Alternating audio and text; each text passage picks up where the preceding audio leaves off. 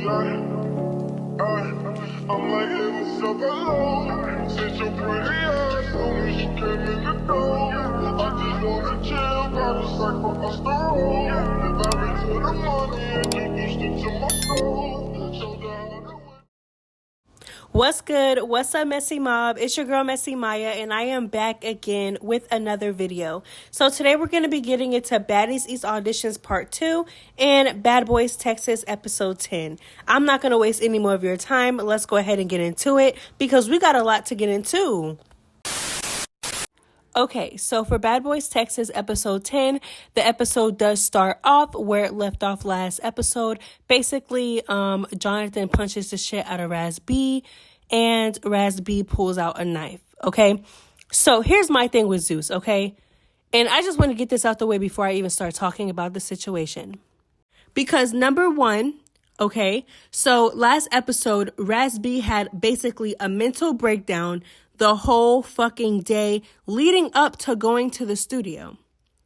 So if y'all know this, and to make matters worse, Adonis threatened to kill him, okay? So he was rightfully so very upset about that, and he voiced his opinion about it, and he couldn't stop talking about it, and he basically went crazy about it. So if y'all know this, why the fuck would y'all let this man in the studio without checking him first? Why didn't you check him first? That's my thing. Why would you let him come in unless he fucking put the knife in his asshole or something? There's no way that y'all let him bring a fucking knife into the studio after the whole house has a problem with him. At this point, damn near the whole house has a problem with Raz B. So again, it just makes no sense to me. That knife should not have been brought into the studio. And if I was talent, aka the cast members, I would have checked the fuck out of production and I would have checked the fuck out of security. Because why the fuck would you let this man come in the studio with a knife? Bitch, are you dumb? Are you dumb?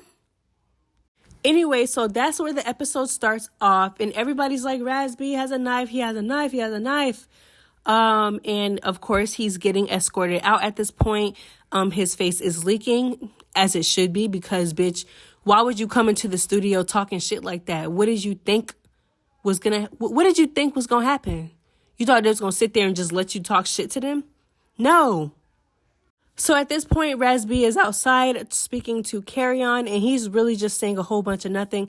And poor Carry On, like, if I was Carry On, I really would have just walked away, because at this point, you're really just saying the same shit over and over. Yes, you got hit, but you came in the studio not only with the weapon, but you came in the studio talking shit. When they were literally vibing before Raz B got there, and Raz B just fucked the whole vibe up within seconds, coming in there with that negative ass energy. So Raz B eventually gets in the car after saying, look at my face, like 10 times, like, boy, we get it, you're leaking, wipe it off, like, the fuck, like, bitch, shut the fuck, oh my God, I could not have been there, they would have hated me, because they would have had no scene with me, because I would have pushed his, bitch, get in the car, I would have pushed his ass in the car within 2 minutes of him talking. Anyways, but that scene lasted way too long. Carry On looks stressed. Everybody looks stressed at this point, but Carry On goes back inside, and then they finally get the motion going with the song. Honestly, the song was nothing special to me. Let me know how y'all feel about the song in the comments, I guess. It's like y'all did all that for what? Like, because the song is not even good. The beat is good. The beat is good. But the song is really not that good. Like, I'm sorry, it's not. And it's like, Prince, baby.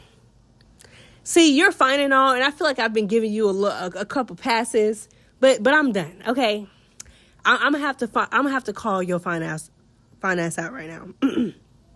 So you did all that when it came to Aura, because Aura really wanted to get on the song, y'all, but Aura was like, I don't really be in a studio like that, so can one of y'all just write me like a little something, and then I can perform it, blah blah blah. Or try to, at least. And then Prince was like, no, man, we really don't got time to be doing that. Like, if you're not really a musician, then you don't need to be a part of the song. Only niggas that know how to. Okay, cool. So the way that Prince is talking, I'm thinking like, okay, so he must be like, a top tier artist, even though you're really not on no billboards or charts. Like, I'm like, okay, so you calling him out on clearly wanting to participate with you guys is giving mean boy, but I'm gonna let you have it because clearly you're just so good that you get to tell people that they're not allowed to be on the song, like the little mean boy. So Prince gets on the mic, and I'm just like, what? I'm a bad boy. I'm gonna make him mad. I'm like, what the boy? Please hang it up. That's what you came with, boy. Oh my god. I'm like, what the fuck? Somebody please take the mic away from him. Like, it just wasn't good. I still like Prince though. Like, he's still fine. Like, but it's like, nigga, come on. Anyway, the whole scene of them rapping and singing really didn't faze me. I will just mention this. Mo City JB is fine as fuck. And that's really all I have to say about that situation.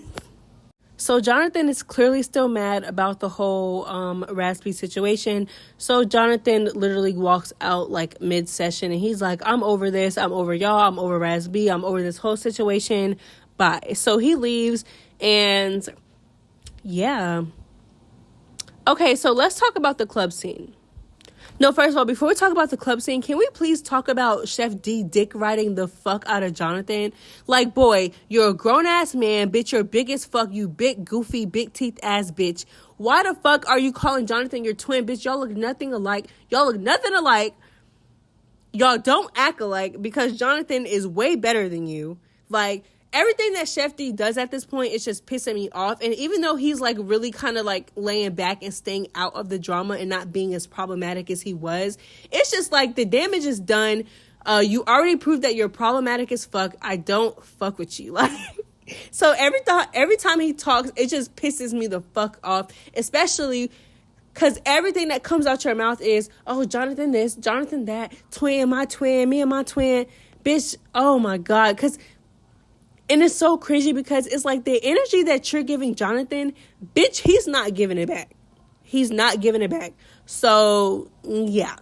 Anyway, so let's talk about the club scene now. So the club scene, they get in the club, they're turning up, blah, blah, blah. I'm skipping past this part because whatever. It really wasn't nothing until Jonathan came back. No, first of all, let me talk about Mo City. Bitch, like I said, you're fine, but it's the fine niggas on this season that's starting to piss me the fuck off. AKA Prince and Mo City JB. Okay? So Raspy comes up to Mo City JB in the club and he's like, I don't got no problem with you, bruh. I don't got no problem with you because I kind of skipped through this part, but Raspy tried to get on the bus on the way to the club and they were like, no. And Mo City JB was the main one that stood up and was like, nigga, don't get on this bus. Y'all trying to get this nigga hurt. You know what I'm saying? Like, he put out a knife on everybody. We're not fucking with you. Get the fuck off the bus. Okay, so we're at the club now and Raspy, little scary ass, is basically like, I don't got a problem with you, blah, blah, blah. And Mo City JB, I wouldn't say that he's like on that same type of time, but you definitely weren't on no fighting time. Okay? So why would you wait until Jonathan hits Raspy for you to go ahead and sneak him?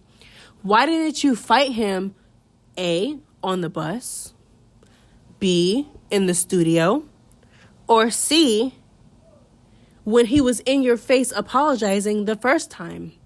Not apologizing, but telling you that he didn't have a problem with you in the club.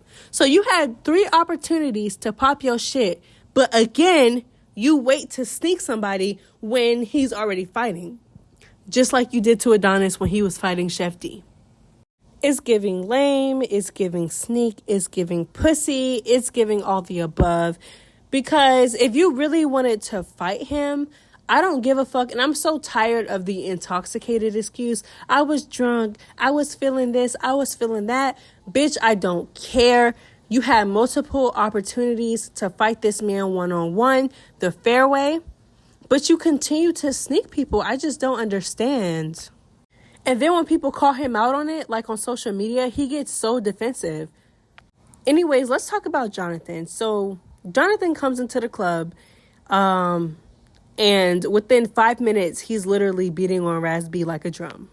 So I just want to bring something up. Okay, so I don't really care about this situation because at this point, I kind of feel like I know how Jonathan is. I know that when Jonathan does have beef with you, it's kind of hard for him to let it go, especially when he sees you. So at this point, I already know this about Jonathan. Okay, so it just doesn't even surprise me anymore. But I just want to bring something up, okay? So remember at the beginning of the season when Big Lou jumped into Chef D and Ara's argument and he ended up slapping Ara? And after that, Ara was like, the whole house made Ara believe that he lost all 4 rounds and he just got the shit beat out of him and they kept repeating it. But when Ara was like, okay, so bitch, I want to get my lick back because I'm just not finna get, y'all keep saying I keep getting my ass whooped and y'all, you know what I'm saying? Y'all keep putting this battery in his back saying that he got his ass whooped. But then when he want to get his lick back, y'all mad, right? So remember when he kept trying to fight Big Lou, but it wasn't like he kept trying to fight Big Lou every day. He just kept saying, when the time comes, I am going to get my fucking lick back. And everybody in the house had a problem with that, right? But when it comes to like other people in the house, they don't keep that same energy. Because when it was Ara, they're like, bruh, let it go, let it go. This nigga beat your ass, let it go, let it go. Everybody's yelling at him. Everybody's trying to make him feel like he's crazy. And keep in mind, when Ara was doing it, he was doing it inside the house. He wasn't doing it in public. So you're telling me Jonathan punched the shit out of Raz B in the studio, right? And then hours later, he brought that same energy inside the club where you guys were supposed to be getting a bag and performing. And he brought that same energy into the club and he hit Raz B in the club. And then after that, y'all had to go home. So you telling me that y'all just don't care, huh? So it just doesn't matter. Or not even that. Let's talk about when Chef D a couple episodes back, when he was like basically fighting everybody, when he hit Raz B, he hit Carry On. He was just going around on a hitting rampage. And he literally was doing so much to the point where Big Lou and Jonathan missed their appearance. But nobody checked him on that. So I'm just confused. Like, do y'all just hold other people to higher standards? Are y'all scared of Chef D and Jonathan? Because the same thing that Jonathan did, Ara was doing. And I even feel like Ara wasn't even doing it that bad because he did it in the house. But see, Jonathan brought it to the club where you guys were supposed to be, quote unquote, getting a bag. I don't know. Seems a little biased to me because you guys were trying to send Ara home because of it. But Jonathan and Chef D do the same shit and y'all have nothing to say. That's my problem. And that's why Ara is the fan favorite. And y'all are mad about it. Y'all know when I get on my rants, I could go for hours and hours and hours. But I'm not even going to do that because we have another show to recap. Now it's time to recap Baddies East Auditions Part 2. The Baddies East audition was low vibrational. It was demonic and it just did not sit well with my spirit. But we are still going to get into it. Okay, so we leave off with the other judges. Rolly has left at this point, just very unprofessional, child. She left mid-auditions, and now it's Scotty, Biggie, Lo, and Kat. Lo and Kat were just doing way too much for me, especially Lo. Lo was just giving very much Mean Girl vibes. It really brought me back to when she was on Bad Girls Club on season 12. You can tell she was over it at that point. She was nexting everybody, like literally nexting everybody. She was giving me hater, which is it's just so ugly because she's so beautiful. So it's like, why are you acting like that? Kat was yelling for no reason. And it's like, girl, you did not have this energy on your season. So why are you doing it now? It's giving very much Brie. It's giving very much, I was boring on the show, so I'm going to entertain y'all now so I can get on the 4th season. It's just too much. The only people who were really chilling was Biggie and Scotty. Anyway, so from this point on, they basically nexted everybody. Even Gotti and Biggie, of course, were a little more lenient and nice. And even when they wanted to give someone a ticket, Lo would be like, no, no, no. Like this girl, she said that she had a few sugar daddies. She didn't seem horrible, but Scotty wanted to give her a ticket. And Lo was like, no, no, no. She has multiple sugar daddies. She'll be all right. And it's like, girl, you sound like a fucking hater. Like, oh my goodness. When she was nexting people, there was no reason as to why she was nexting people. It was just, I'm going to next you because I feel like it and because I can. Like I said in my first recap, though, I feel like at this point, the girls who auditioned, you guys know damn well what you guys are getting yourselves into. So it's like, I feel bad for you, but I really don't. So yeah, I'm going to just leave it at that. So when I said I feel like the auditions is demonic, I feel like it didn't get that way until we got to this portion of the auditions. And I'm going to explain why. Trust me. Because last auditions, there were like fights and stuff. But I don't mind the fights. I don't mind the drama. Okay? My YouTube name is Messy Maya for a reason. I get into the mess. I don't care about that. But I feel like when it gets to a certain point where it's A, uncontrollable, and B, that's just what the whole segment is about. Like, where it gets to the point where, like, bitches, for a ticket that doesn't even guarantee them on a show, bitches are literally punching other girls in the face, innocent girls in the face, for no reason. For a ticket that is not even guaranteed to get you on the show. It's like, oh my God, just so low vibrational, guys. I was watching this like, what the hell? Okay, so before I talk about this portion of the auditions, I have a question for y'all, okay? If y'all made it this far, who was more annoying? Was Rolly more annoying during the auditions, or was Natalie more annoying during the auditions? Let me know in the comments. Natalie showed her ass. I cannot, like, sometimes I'm not even gonna lie, I be forgetting that Natalie is a whole mom. That because just how immature she acts. She was acting like a fucking child, like a drunk child. I could see it in her face that as soon as she came out on the judging panel, I could see how drunk she was. Anyways, child, let's just go ahead and talk about the auditions. So Mariah Lynn introduces herself first. She is within the first group. If you don't know who Mariah Lynn is, she is the girl from Love and Hip Hop New York. So yeah, so she introduces herself first and claims her ticket right away. And Natalie's drunk ass is like, da da da da da. Oh, so y'all just gonna let her come up here and take the ticket? So none of y'all ain't gonna do nothing? Okay. Like, and it's like, bitch. You want to see a fight so bad. Really? Anyways, so after Mariah Lynn goes outside of the room to talk to Janisha about securing her ticket, basically, Mariah Lynn's sister, and I knew this was Mariah Lynn's sister as soon as she stepped up and started talking. Because they look alike and they kind of talk alike too. I'm like, they must be related. Anyways, so she starts talking. She talks about how she's a hard-working mother. She works 13-hour shifts every day. And yeah. And basically, Natalie is like, please speak up. And then someone literally comes up to her, y'all, and snatches the fucking mic away from her. Just snatches it away. She's not even done yet. Just snatches it away. So, in true New York fashion, she gets up and she goes to get the mic back. And then the girl pushes her and she swings immediately. Bow. And I was so proud of her because I'm like, yes, girl, you're little, but let them know. It reminded me of Mariah. And this is why I loved Mariah on Love and Hip Hop, because I feel like those bitches used to try her just because she was little. And she used to show their ass every time. So you can clearly hear the commotion. It is very loud. So again, Mariah is outside the room speaking to Janisha. Mariah hears. Mariah goes back in the room and then she realized that it's her sister who's fighting. So then Mariah starts popping off at the mouth. Mariah is definitely going to be on the show. Now, I don't know if her sister is coming on the show, but I feel like Mariah Lynn is definitely going to be on the show.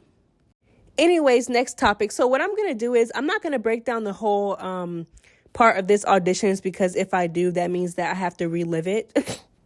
I have to relive the whole thing. So what I'm going to do is I'm just going to basically speak on the interesting parts, or the parts that probably like made me a little upset.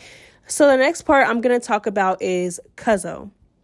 So if you guys don't know Cuzzo had beef with Krishan at one point. They were both on Blueface Club, aka Blueface's reality TV show version of Bad Girls Club.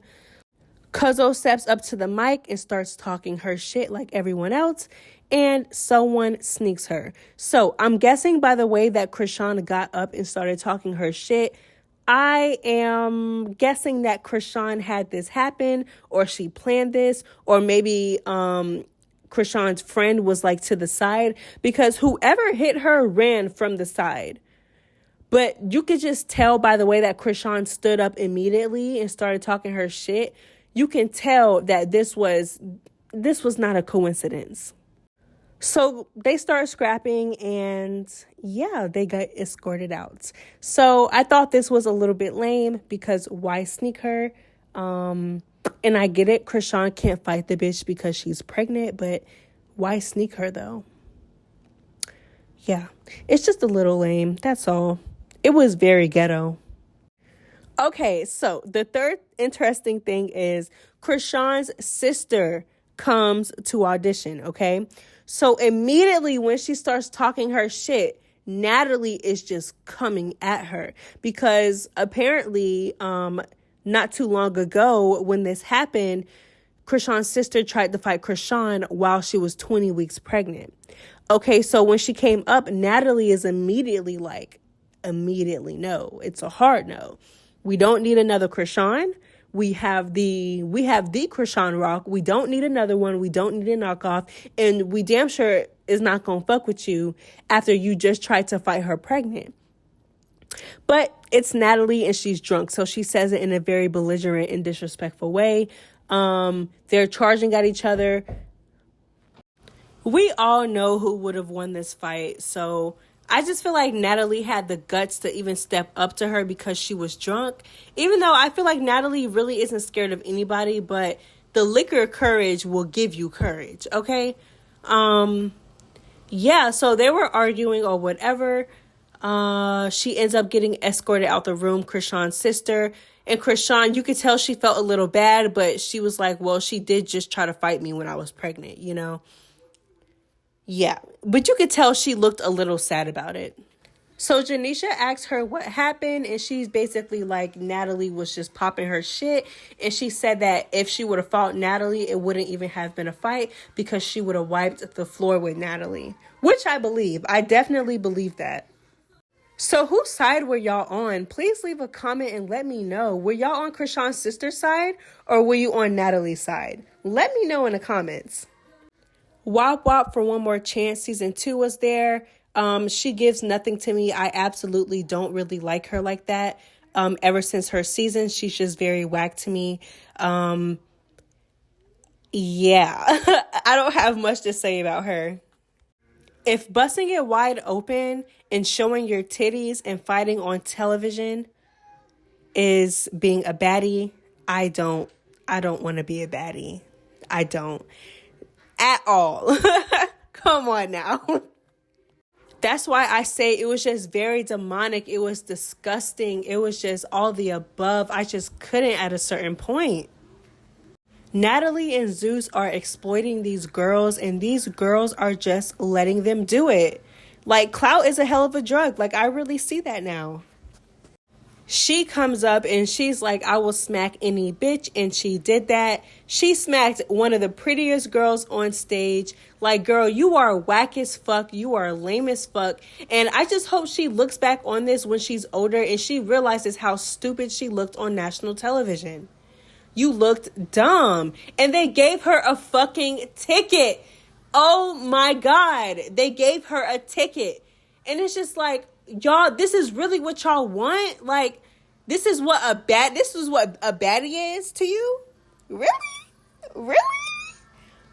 I just really couldn't deal. It just kept getting worse and worse and worse as I kept watching the show.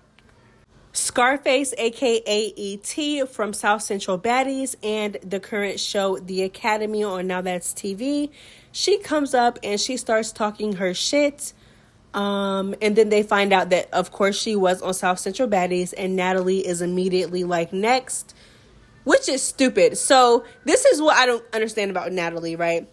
So when E.T. says what show she's on, which is clearly an opposing network, Natalie immediately says next, but then in the same voice, in the same sentence, she's like, well, I don't watch that show, so just tell me, I don't watch that show. So why did you next her as soon as she said what show she was on, right? Okay, but you don't watch the show though, huh? Bitch, stop lying. So of course, as you guys know, Krishan was also on that show as well. So it comes up that of course E.T. and Krishan fought. And this is why I say to a lot of people, you need to watch who you try to beef with, who you try to bully, or who you try to fight, because you never know. You just never know how the tables are going to turn. And in this moment, I really did feel bad for E.T. because it's either she's a really good actress or she really felt remorseful, but you could tell her voice was cracking. She was trying to apologize to Krishan. She was like, I apologize to you at Baddies West auditions. I'm so sorry. I regretted it. And what else did she say? She basically was like, I'll give you a fucking hug right now. Like, I'm over it. And she seemed remorseful, but I didn't believe it for 1 second. I just feel like she was doing what she had to do to get a ticket. Like, for real, going back to South Central Baddies, what was the real reason that E.T. had beef with Krishan? And yes, Krishan got jumped, and I know that Naj is the one that jumped in the fight. And I know that she did it while E.T. was fighting her, so E.T. really didn't tell her, like, hey, let's jump her. But it was the whole house against this one girl. So it's like, you really think that you're going to come on the platform that she's on and that she's been on for years and just come take a, and just now start sitting at tables that she's sitting at? No. I don't think it works like that, baby. And I really do love E.T. I feel like E.T. really is a changed person. Like, when I watch South Central Baddies and then I watch The Academy, she's not the same person. I do feel like she's matured. But that's why you just have to be careful. You never know, like, what person is going to open doors for you. You never know. In the moment, you might be mad, but you never know what bridges you're going to be burning. And I definitely feel like Krishan could have been a little bit more mature about it. But at the same time, I understand where Krishan was coming from, because Krishan was like, well, my sister tried to fight me when I was pregnant or whatever, and y'all just kicked her ass out, but y'all trying to keep the bitch that jumped me. You know what I'm saying? So I understand where Krishan was coming from. I understand why Krishan was a little reluctant onto giving her a ticket and forgiving her. Because it's like, I don't know if you're being genuine or if you are just trying to apologize to get a ticket. But at the same time, I don't know who died and made Krishan the owner of Zeus. I'm just on, I don't know whose side to be on at this point. I don't. I feel like everybody's wrong. I feel like E.T. is wrong for what she did to Krishan back in the day. But then again, I feel like Krishan should really get over it. Like, girl, that already happened. Like, you know. But at the same time, I feel like E.T. should have never did it. But at the same time, you know what I'm saying? I just don't know whose side. Let me know whose side you're on. Did you feel bad for E.T.? Did you feel like Krishan is not the owner of Zeus and Krishan really even shouldn't have a say, even though she's been on that platform for a couple years now? How do y'all feel about it? Just let me know. So for the most part, I'm kind of over the Baddies auditions anyway. It's a wrap. There's nothing really to talk about. Yeah. It was just a hot ass mess. The reason why I say it was demonic is because it was just bullshit after bullshit. The girls were fighting each other for absolutely no reason. Like, I really just cannot imagine punching somebody in their face for absolutely no reason, just for standing there. Busting it wide open on stage with my dress up, pulling up my dress or my shirt to show my titties, for a pink slip that doesn't even guarantee me on the show. It was just too much. I feel like the Black community, we just keep taking steps back. This is not, again, I don't mind the fighting. I don't mind the twerking and the showing of titties. But it's like, that's all you have to offer? That's all they wanted them to offer. And I just don't respect that. I really don't. Because y'all main motto is getting to a bag, but y'all are literally turning away bitches with businesses and degrees. I don't understand how that correlates. Like, I really just don't. Or a bitch tell you she got multiple businesses, multiple degrees, or she worked 13-hour shifts to take care of her baby. And all you have to say to that is, show me your titties. Show me you squaring up. But I bet you won't, or you'll tell her, I bet you won't slap with none of these bitches in the room right now. Like, what the fuck is wrong with you? Like, you really have issues. And then the fact that half of that panel is mothers. The only one that's not a mother is Ruby Rose. Tokyo Toni, you are a mother and you are a grandmother. Natalie, you are a mother. You are a wife. Krishan, you are a soon-to-be mother. I don't understand. But I'm done talking about it. This shit just gave me a headache. Like I said, the first part was annoying, but it was still interesting. This part was really just ghetto as fuck, ratchet, all the above. And I just don't have anything else to say. So let me know how y'all feel about this episode. I know I didn't talk about every interesting part, but if you want to talk about it in the comments, please just leave a comment and I will reply. I reply to all comments, y'all. I love to talk. I love to talk about it, even if you don't agree with me. I love to talk about it. I don't care. Like, come on now. Anyways, it's Messy Maya. Bye. Don't forget to like, comment, and subscribe. She's a grandmama, grandma, and I swear I love her how she